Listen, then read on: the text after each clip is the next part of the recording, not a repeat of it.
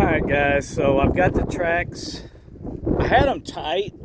I took one link out, but then if you look right here, you could actually, by the time you raise that up, I could get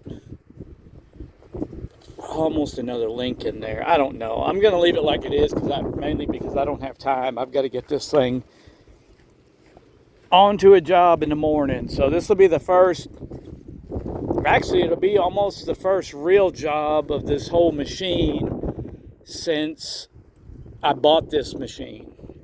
I did take it out on one job, but it still had fueling issues, so it didn't do too bueno. Brought it home, I fixed the fueling issues. That's when I bought the stuff to get tracks on it, because I've got a job mowing these big ditches there. I don't know, they're pretty long. There's 3 or 4 or 5 of these big ditches in this one little town next to us. And I mowed them last year with the New Holland, and I had them big Prowler tracks or whatever I think they were Prowlers. And it did really good. I did sink it in one spot, but it was just soup. I mean, any machine would have got stuck in that. Since then, I've got rid of that, obviously. Got this one. It's, as far as I know, the machine's up and running 100%. I've got my flail mower on it. I've got the tracks on it. I've got to top off the hydraulic fluid. I had various things, I had hoses and stuff that broke I had to fix. You can see it's down. It's not down much. But this thing will, my prediction is it's just going to bury itself if I get in some real mud. Because now I just got a whole bunch of shovels all the way around the tires. I could be wrong. It may do fine. But I know these ditches are pretty moist down in the bottoms of them. So we're going to see. But the mower itself, man, I tell you what, I love this thing. It doesn't have the little stain or the little stamped steel. Man, I don't see if you can even see them. So it's got hammers that are shaped like big chisels. This thing is like a dang mulcher. I mean, it'll take out trees, brush, it'll still mow grass. I can't be happier with this. Now you can see where I've had to come in and brace a bunch of stuff up and the frame's still twisted. It's in pretty rough shape, but it's smooth. I mean, when this thing's running, it's literally no load on the machine. When you kick it in gear, the engine doesn't even power down. And it does a really, really good job. I think I bought this thing for like $1,800. Had I known about the different issues, the weaknesses, I would have immediately strengthened all of that, and this thing would look 100% better than it does.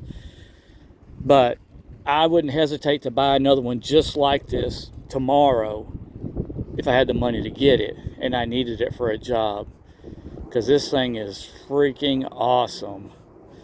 So anyways, with that being said, I'm heading out to a job in the morning with it, and it's pretty much going to run all day for a day, 2 days, maybe 3, depending on how fast or slow we can make it through these ditches and stuff.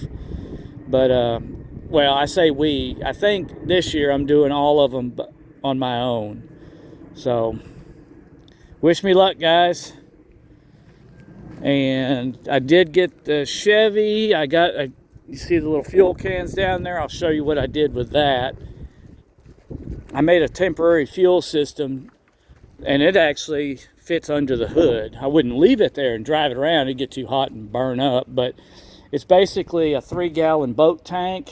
This one has a gauge. It's got a quick connect to attach, and then you just attach this hose to the carburetor and then just clip it on your battery, and boom. Whoop, that thing's a little swollen. Yeah, I'm gonna put this in the shop so it don't mess up. I got a 3-gallon and a 6-gallon. This is the 6, obviously. I intend on making another one out of it later. And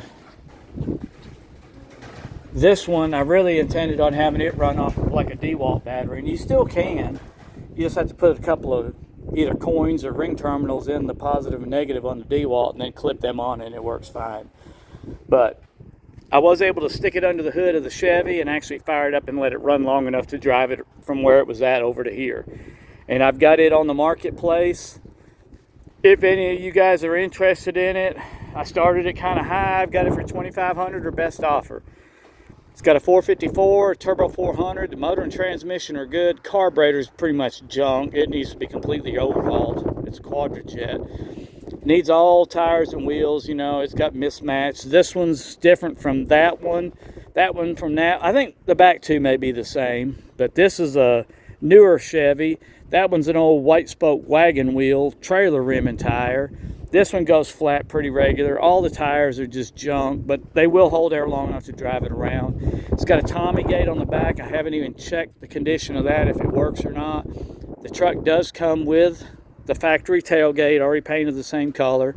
Even has the same patina. Yay. But this truck is like 100% rust free. There's just surface rust. The rockers are solid, cab corners, fender corner, everything on this thing.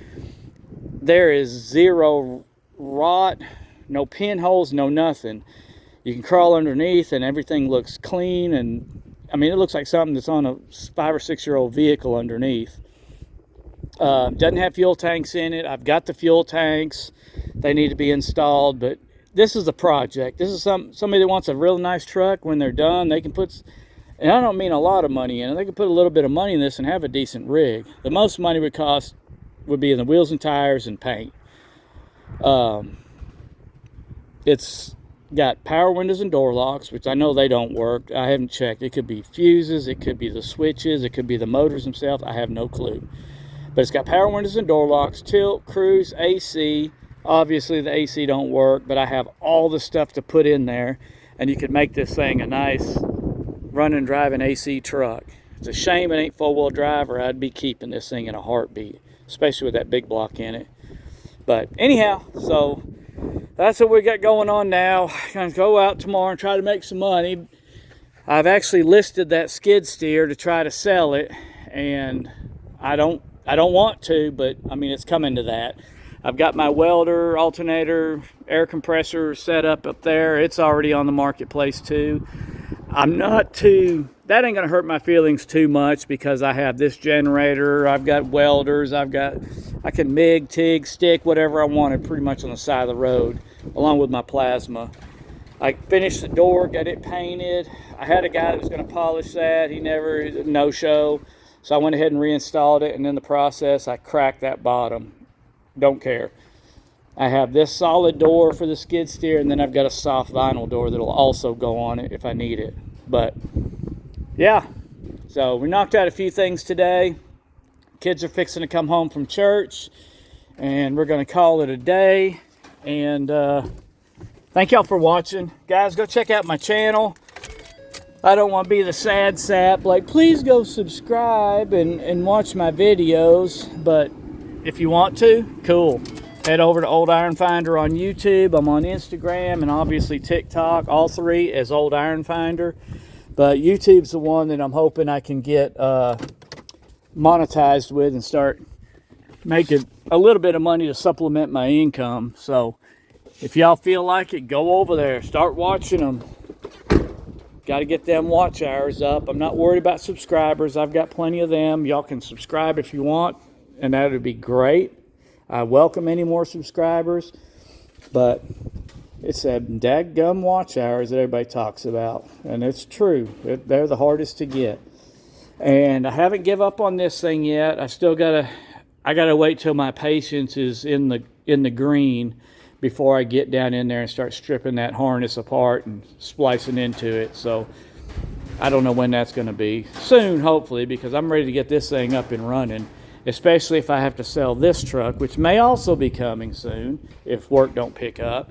And then this might be my own personal rig. And then that one, same thing. I'm kind of waiting on the money for parts, the cams and lifters. They're not very expensive, but this is one of them things that it also needs all four tires and wheels, and I don't want to spend, $500 or $600 getting it running. Then I got to spend another $1,000 or so that I don't have. If I had a spare set of wheels and tires, I wouldn't worry about it. But right now, I'm trying to save all the money I can, wherever I can, until things start picking up a little bit and I get some work coming, so I don't have to go get a job, because that's going to be the last resort, because I'm 55 and the job market for a 55-year-old is probably pretty slim. So anyways, I'm going to let y'all go. I got to get in there and get ready to tend to these kiddos, and I will see y'all on the next one, guys. Again, thanks for watching. Later.